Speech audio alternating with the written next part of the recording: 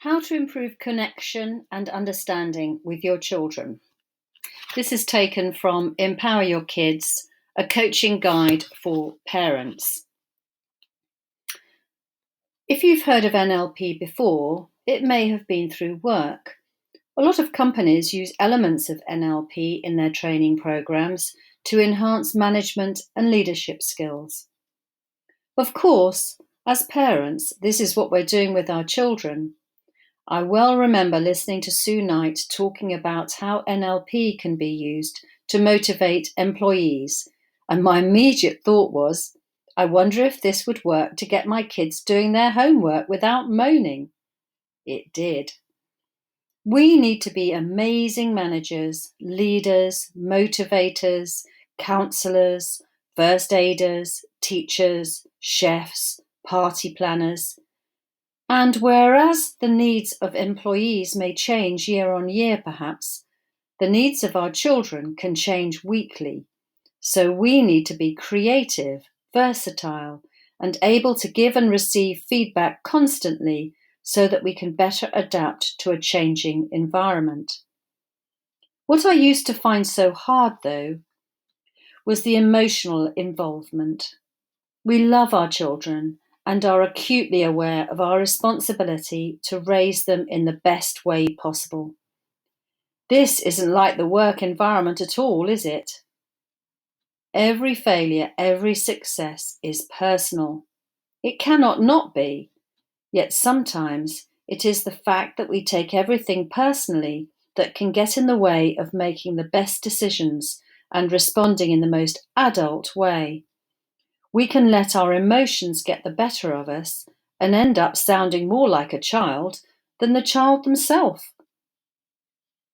One of the most useful NLP techniques I applied successfully was disassociating.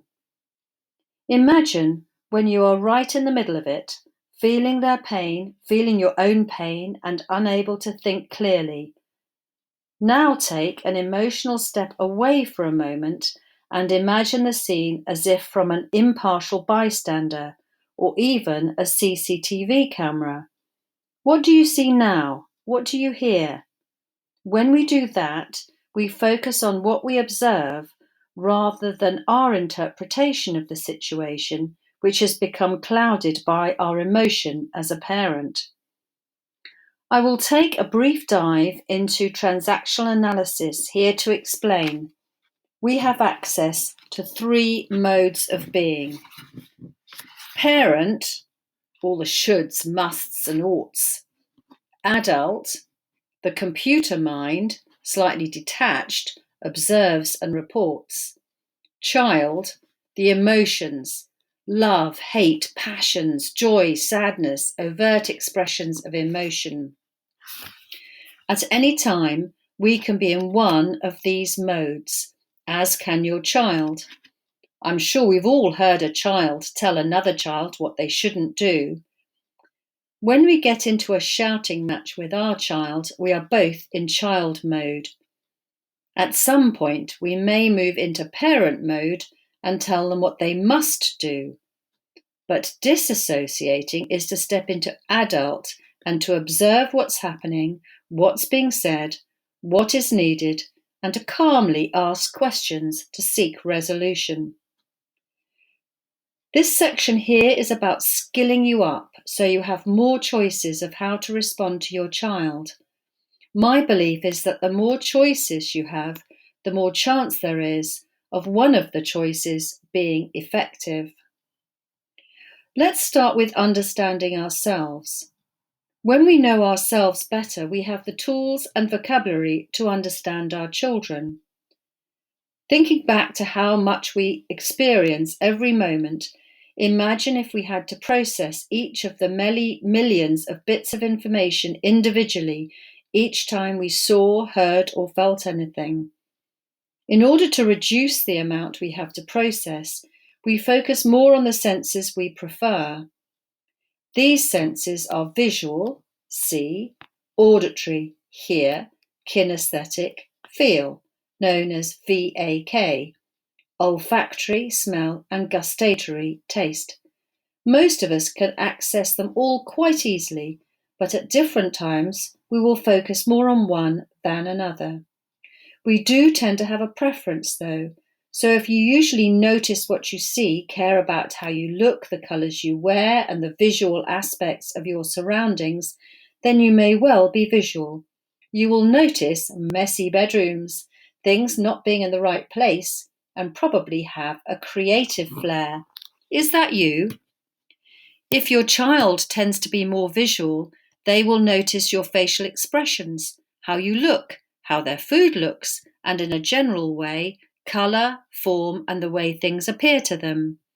They will want their writing to be neat and not want to cross things out, and they will learn best from what they see, so diagrams, pictures, and the written word will be good learning tools for them. Their voice tends to be higher and they speak fast, looking up as they access images in their mind.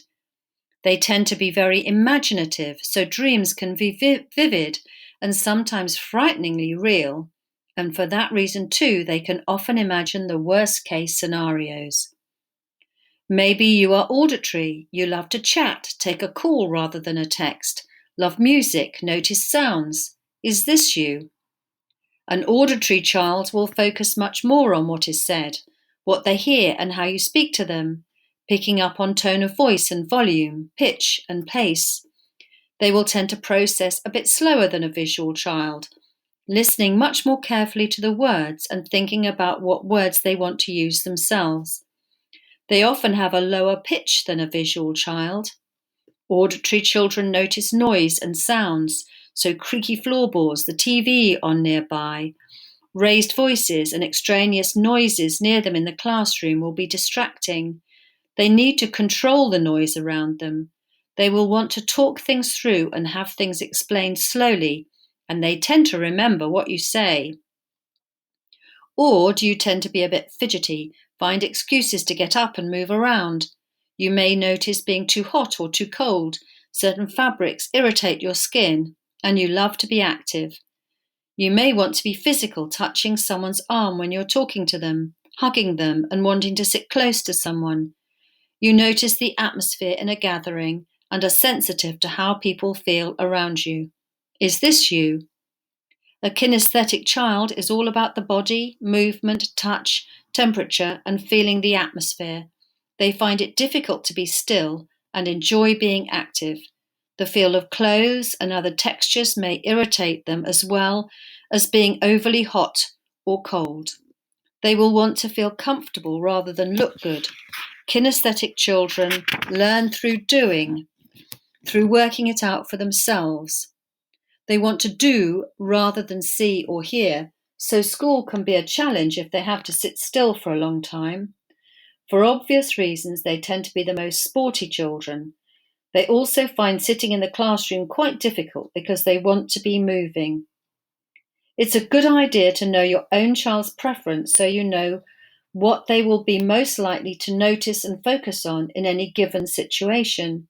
It will help you to match your language pattern to theirs. It will help you to engage with what you're saying if they can immediately connect with the pattern. Visual words are look, see, watch, notice, imagine, picture. Auditory words are sound, hear, listen, noise, speak, chat, say, tell. Kinesthetic words are touch, feel, go, get, find, do, make, and any action words. By using their language, you make it easier for them to know what you're asking. Be curious. What words are you hearing from them?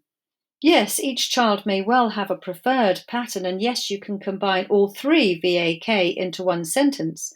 For example, did you hear me? Auditory. Just look at the time. Visual. You need to get into bed and fast. Kinesthetic. Use this opportunity to note what patterns each of your family use.